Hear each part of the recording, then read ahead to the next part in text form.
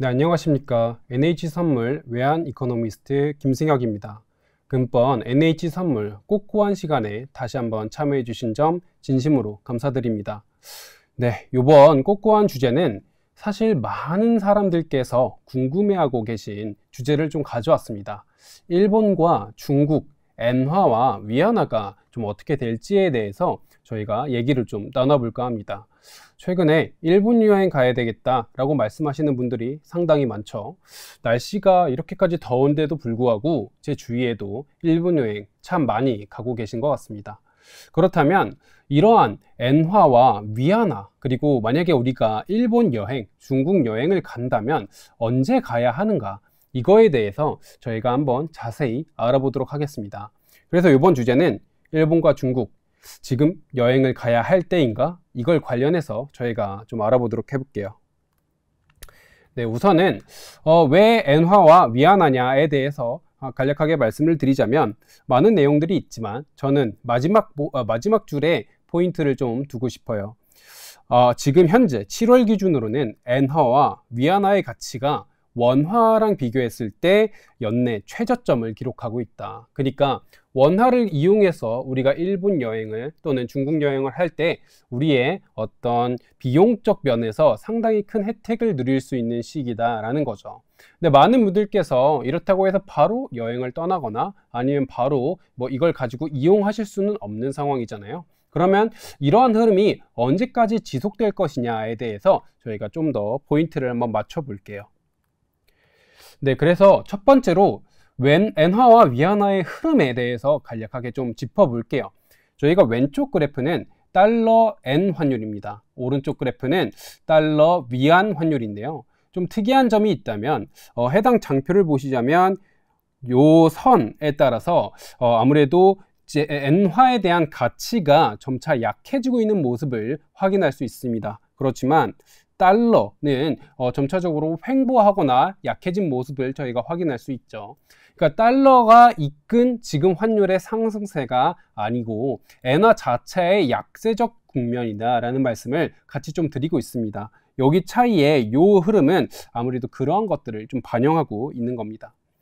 위안화도 역시 마찬가지예요. 위안 환율이 오르고, 즉 위안화의 가치는 떨어지고 있는데 달러 인덱스의 가치는 횡보하거나 아래쪽으로 가고 있죠. 이것도 역시 위안화 자체로 좀 약세 흐름을 보이고 있다. 달러와는 좀 다이버전스를 보이고 있는 상황이다 라는 거를 먼저 짚어드릴게요. 그렇다면 왜 이 두 통화는 최근 약세를 보이고 있는 걸까요? 첫 번째, 중국을 먼저 짚어보자면요. 중국 리오프닝 효과가 점차 사라지고 있습니다. 이거 관련돼서는 많은 뉴스나 아니면 뭐 기사에서 많은 분들께서 접하셨던 내용일 건데요. 최근 중국이 제로 코로나 이후에 급격하게 경제가 성장할 거다라고 저희가 판단했었는데 생각보다 잘 따라오지 않고 있는 흐름이죠. 특히 차이나 런 때 많은 기관 자금들이 사실 중국을 이탈했었어요. 근데 그 이탈 과정에서도 잔존했었던 투자 자금들은 이러한 리오프닝 기대를 안고 지금까지 중국에 투자를 하고 있었던 건데요. 최근에 리오프닝 효과가 제대로 발생하지 않으니까 아무래도 중국에 투자된 자금들이 많이 빠져나가고 있는 양상입니다. 그 원인은 중국 경제가 부진하다라는 데 있는데요. 맨 왼쪽 그래프를 보시면 저희가 소매 판매와 산업 생산을 좀 가져왔습니다. 특히 소매 판매 같은 경우에는 저희가 6월 기준 3.1%를 기록했어요. 여기 표시를 보시면 여기 부분인데 예상치인 3.2%를 하회한 것도 마찬가지지만 이전치, 그러니까 전월치는 12.7%였거든요. 큰 폭으로 하락했다라고 저희가 말씀드릴 수가 있고요. 소매 판매는 아무래도 소비를 대변하기 때문에 최근 중국 내 소비가 중국 정부의 의도만큼 이끌어지고 있지 않다라는 말씀을 같이 드립니다. GDP 역시 2분기 GDP가 6%대를 기록했어요. 6.3%를 기록하면서 시장이 예측했던 7.3%를 하회했습니다. 아무래도 예측치를 벗어난 그리고 지속적으로 하회하고 있는 GDP 성장률을 기록하고 있다면 중국 정부 자체 내에서는 아무래도 경제 성장이 본인의 의도만큼 지속되고 있지 않다라고 판단할 수 있겠죠. 이에 따라서 글로벌 IB들, 예를 들어 JP모건 같은 경우에는 연내 중국 경제 성장률을 기존 5.5%로 예상했는데 5%로 하향 조정했습니다. 맨 오른쪽, 그러니까 산업 국면에서도 저희가 좀 살펴볼게요. 서비스 PMI와 제조 PMI를 좀 살펴볼 건데요. PMI는 저희가 흔히 이 50선을 기준으로 확장 국면이냐 축소 국면이냐를 좀 판단하죠. 그러나 지금 제조업 PMI 같은 경우에는 이 50선을 하회하고 있습니다. 제조업은 축소 국면에 아직까지 놓여 있다라는 말씀을 드릴 수 있는 거고요. 서비스 PMI 역시 좀 큰 폭으로 하락했죠. 지속적으로 서비스 산업 자체도 확장보다는 그 국면 자체가 축소되고 있는 상황이다. 그러니까 소비도 여전히 좋지 않은 상황이고 GDP 면에서도 예상치를 하회하고 있으면서 서비스랑 제조업 PMI 역시도 아무래도 좋지 않은 모습을 보이고 있는 중국이다. 이에 따라서 중국 경제에 대한 리오프닝 효과가 많이 약해졌다라고 볼 수 있습니다. 왜 그러냐라고 봤을 때 가장 크게는 저는 두 가지 정도 이유를 가져왔습니다. 첫 번째로는 부동산이고요. 두 번째로는 부채인데요. 왼쪽 그래프를 보시면 이것이 나타내는 거는 주거 부동산의 가격을 좀 나타냈습니다. 보시면 아무래도 꾸준하게 하락세를 보이고 있고 최근 들어서는 그 낙폭 자체가 더 커진 상황을 저희가 확인할 수가 있죠. 중국은 기본적으로 부동산 시장의 붐을 통해서 크게 성장을 해왔고 인프라 투자를 통해서 급격한 성장을 해온 그런 국가입니다. 이런 부동산에 대한 산업이 침체될 경우 중국의 성장 동력은 약해질 수 있는 상황이죠. 또한 부동산 가격이 떨어졌다라고 한다면 부동산에 투자했던 많은 부채 문제들 역시도 좀 심화될 수 있습니다. 예를 들어 지방정부, 중국의 지방정부 부채가 상당히 심각한 수준으로 올라왔고 그들이 아직 공개하지 않은 정부 부채까지도 포함될 경우 GDP의 거의 120%, 130%까지도 도달하는 지방정부 부채 문제가 여전히 중국 경제의 발목을 잡고 있다라는 말씀을 좀 같이 드릴 수 있습니다. 오른쪽 그래프가 그걸 나타내고 있는 건데요.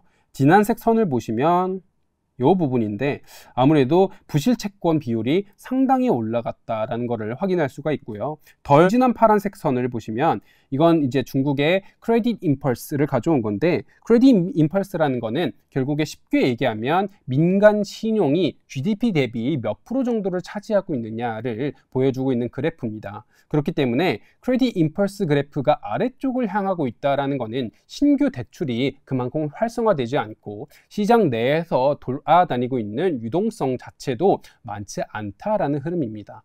중국 경제가 활성화보다는 점차 둔화 국면으로 가고 있는 거죠. 정부 부채가 점차 심각해지고 부동산 우려도 심각해지고 있다면 중국 정부 입장에서는 경제 부양을 하려고 많은 의지를 보이고 있긴 하지만 돈을 함부로 막 풀 수는 없는 상황이에요. 부채 문제가 더 심각해질 수 있기 때문에 이것들을 좀 조심하는 모습을 같이 곁들이고 있는 거죠.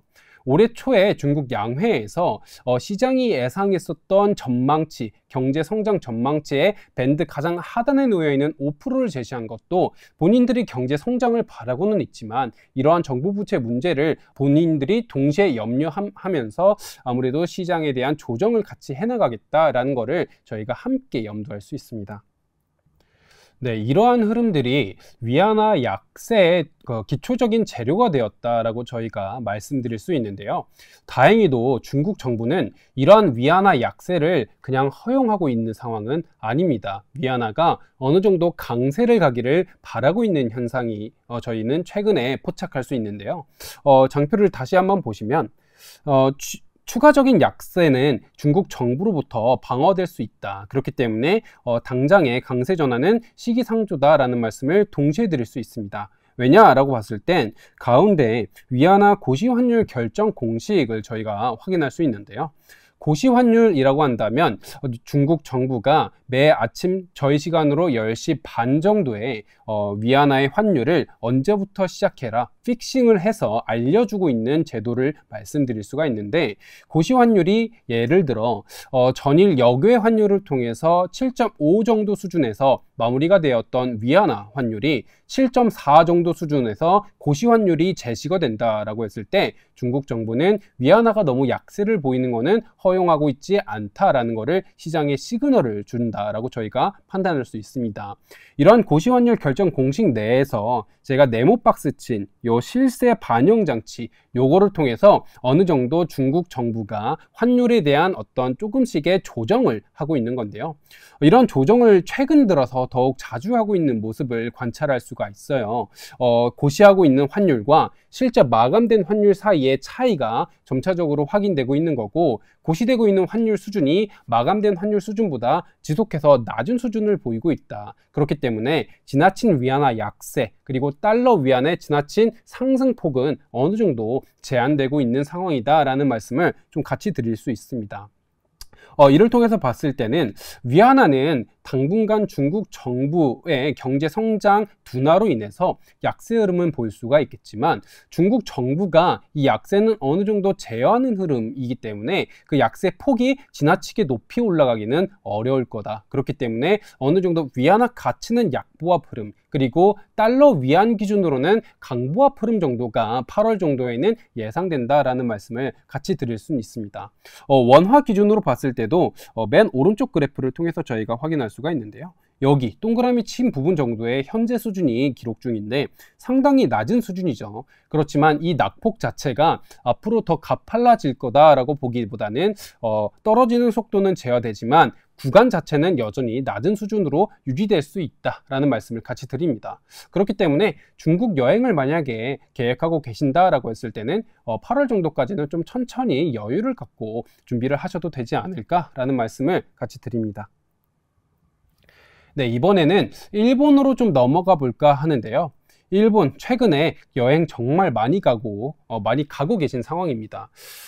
왼쪽 그래프를 보시면 최근 들어 왜 일본이 특히 엔화가 약세를 보이고 있는지를 저희가 확인할 수가 있는데, 왼쪽 그래프는 비상업성 엔 순매수 포지션을 가져왔습니다. 그러니까 글로벌 기관들이 엔화에 대해서 어떠한 포지션을 취하고 있는지를 저희가 알 수 있는 건데요. 제가 동그라미 친 이 부분을 보시면 상당히 많은 순매도 포지션이 지금 존재하고 있다는 것을 확인할 수가 있습니다. 아무래도 BOJ가 초안화 통화 정책을 지속해서 유지함으로써 엔화가 강세를 보이기보다는 약세를 보일 여유가 더 크다라는 것을 반증하는 건데, 그에 따라서 JPY 커런시가 상당히 높이 올라가 있는 모습을 저희가 확인할 수가 있죠. 마찬가지로 최근에 N1 기준으로 봤을 때도 원화가 1260원까지 좀 강세를 보이고 있는 영향과 더불어서 엔화가 약세를 보이기 때문에 원엔 기준으로는 상당히 낮은 수준으로 지금 기록하고 있는 거고요. 최근 들어서는 800원대를 잠깐 진입했다가 재차 900원대로 진입했다라는 것을 저희가 확인할 수가 있습니다. 그만큼 최근에 엔화 환율이 많이 약세를 보이고 있는 상황이다라는 말씀을 드릴 수 있는데요. 그렇다면 왜냐를 저희가 좀 알아야 될 거잖아요. 초안화 통화 정책이라고 한다면 일본은 본인들의 경제 성장을 통해서 아무래도 그 잃어버린 몇십 년 이런 얘기를 저희가 흔히 많이 하잖아요. 그런 것들을 되돌리기 위한 조치다라는 말씀을 드릴 수 있는데, 최근 들어서는 이런 초안화 통화 정책이 오히려 일본의 물가 상승 압력을 만들어내고 있습니다. 왼쪽 그래프를 보시면 좀 연한색 선이 CPI인데 이 선이 상당히 올라가 있는 모습을 확인하실 수가 있죠. 그럼에도 불구하고 일본의 실질 GDP는 여전히 옆으로서 횡보하고 있는 모습을 저희가 볼 수 있습니다. CPI는 열심히 올라갔는데 실질적으로 GDP 성장률은 아직까지는 개선되지 않고 있는 상황이죠. 그렇기 때문에 일본 입장에서는 초안화 통화 정책을 아직까지는 지속할 수밖에 없는 상황이에요. 본인들이 원한 만큼의 성장을 이끌어내지 못했기 때문입니다.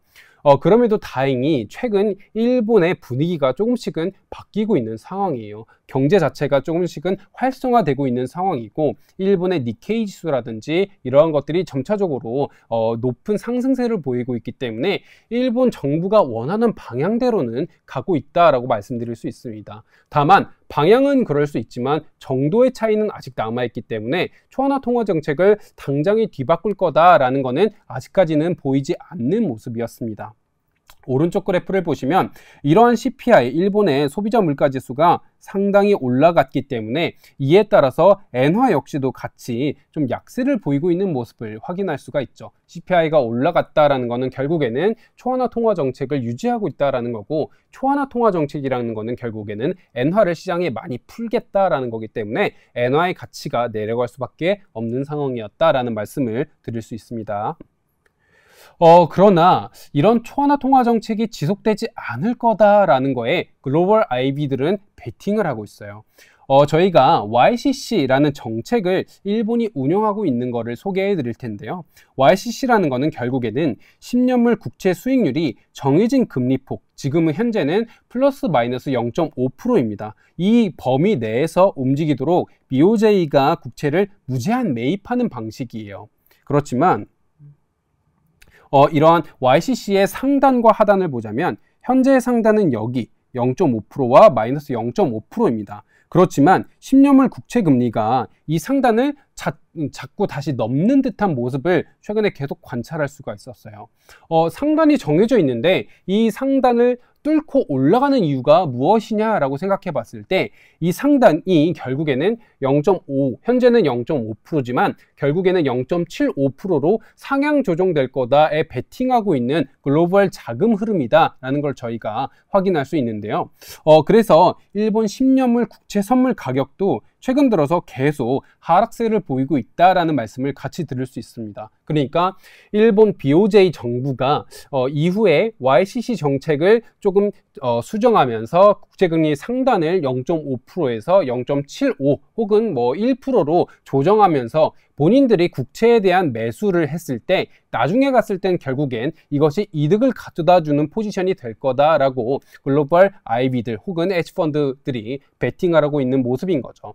이것을 방어하기 위해서 일본 10년물 국채금리 상단을 넘었을 때 일본 정부는 지속해서 무제한으로 국채를 매입해야 되는 상황이 놓여져 있는 지금 현상입니다.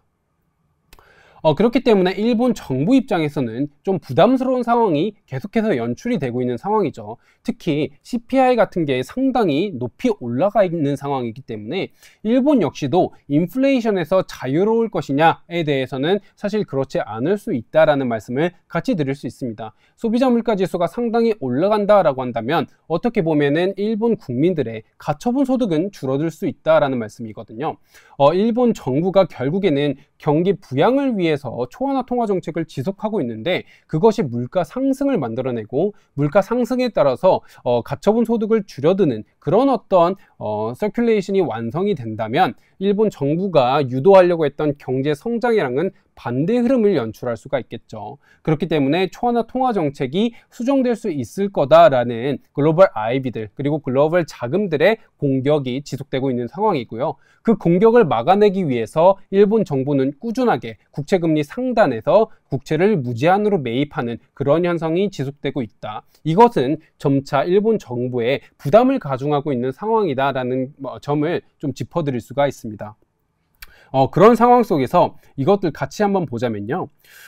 최근 들어서 일본 미일 금리차 결국에는 엔캐리 트레이드 수요라는 걸 만들어내서 엔화가 약세를 보이는데 일조를 했다라는 말씀을 제가 같이 저번 시간에 한번 말씀을 드렸는데요. 엔캐리 트레이드 수요라는 것은 결국에는 일본의 금리와 미국의 금리 차가 점차 커지면 커질수록 수요가 올라가고 그 금리 차가 작아지면 작아질수록 수요가 약화되는 그런 모습을 저희가 확인할 수 있습니다. 최근에 미국 CPI 기준으로는 3.0%까지 좀 내려오고 있는 상황이죠. 어제 같은 경우에는 영국 CPI 역시도 예상치를 하회하는 모습을 저희가 확인했습니다.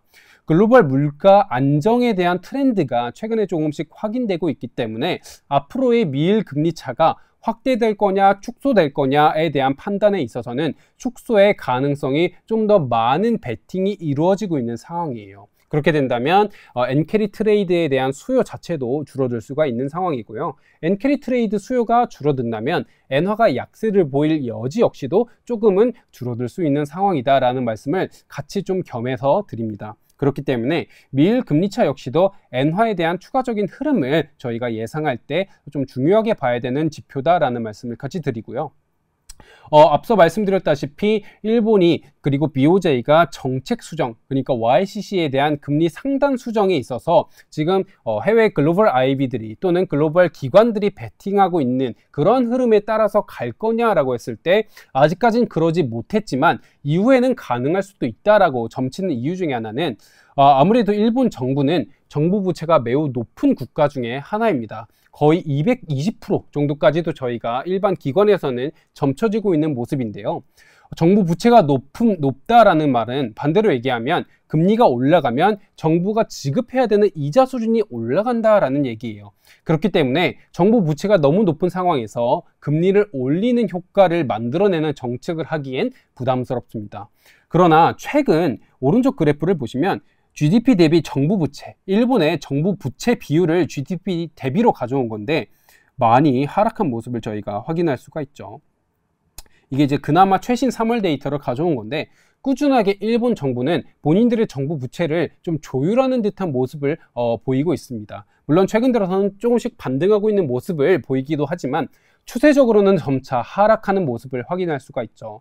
이렇게 정부 부채를 점차 덜어내면서 본인들이 지급해야 되는 이자 부담을 조금씩 경감시킨다면 일본 정부가 YCC에 대한 상단을 제어할 수 있는 모습은 연내에 관찰할 수 있을 거다라고 판단할 수 있습니다. 그래서 이걸 종합하자면 일본 정부는 8월, 9월 정도 내에는 본인들 BOJ의 정책 수정 가능성이 어느 정도 놓여 있다. 또한 미일 금리차 축소에 의해서 엔캐리 트레이드 수요가 줄어드는 경우에는 엔화가 강세 모멘텀을 다시 되찾을 수 있다. 그렇기 때문에 일본 여행을 가시고자 하시는 분들은 조금 더 서둘러야 될 가능성이 좀 있다라는 말씀을 같이 좀 겸해서 드립니다. 그렇기 때문에 중국 여행은 조금은 시간을 가지고 나중에 가셔도 되지만 일본 여행은 좀 급하게 가셔야 된다. 왜냐하면 엔화는 일본보다는 좀 더 빠르게 강세 모멘텀을 찾을 여지가 있고 중국 같은 경우에는 경제 성장이 여전히 부진한 상황 속에서는 약세 흐름이 지속될 가능성이 있다. 그러나 중국 정부가 상단을 방어하고 있기 때문에 약세 폭 자체는 제한될 수 있을 거다. 좀 이렇게 일본과 중국에 있어서 정리를 드릴 수가 있을 것 같습니다. 네, 마지막으로 저희가 그래도 꼼꼼한 시간이고 원달러 환율 궁금해 하시는 분들이 많으실 것 같아서 메인은 일본과 중국을 가져왔지만 짧게나마 원달러 환율 예상 밴드 짚어드릴게요. 최근 들어서 저희가 1260원 구간까지 좀 떨어지면서 원화가 강세 흐름을 되찾고 있는 모습인데요. 저는 8월 원달러 환율이 여전하게 아직까지는 횡보세를 보일 거다. 금리 인하에 대한 기대와 금리 인상에 대한 기대, 경기 침체에 대한 우려와 소프트 랜딩에 대한 기대가 아직까지는 뒤섞이고 있는 국면이기 때문에 횡보세를 보이면서 상단은 1,300원, 하단은 1,220원을 기준으로 8월 정도에는 아직까지는 횡보세를 보일 거고 적극적인 방향성 베팅보다는 아직까지는 좀 조심스러운 보수적인 어떤 운용을 하시는 게 좋지 않을까라고 마지막으로 제안드립니다. 네. 여기까지가 이번 꼼꼼한 시간이었고요. 아무래도 중국, 일본이 최근에 좀 핫한 트렌드이다 보니까 저희가 이번 주제를 좀 급하게 가져와 봤습니다. 이번 영상을 통해서 만약에 여행을 계획하고 계신 분이나 아니면 유학을 생각하고 계신 분이나 많은 도움이 좀 되었으면 좋겠습니다. 네, 여기까지 NH선물의 외환 이코노미스트 김승혁이었습니다.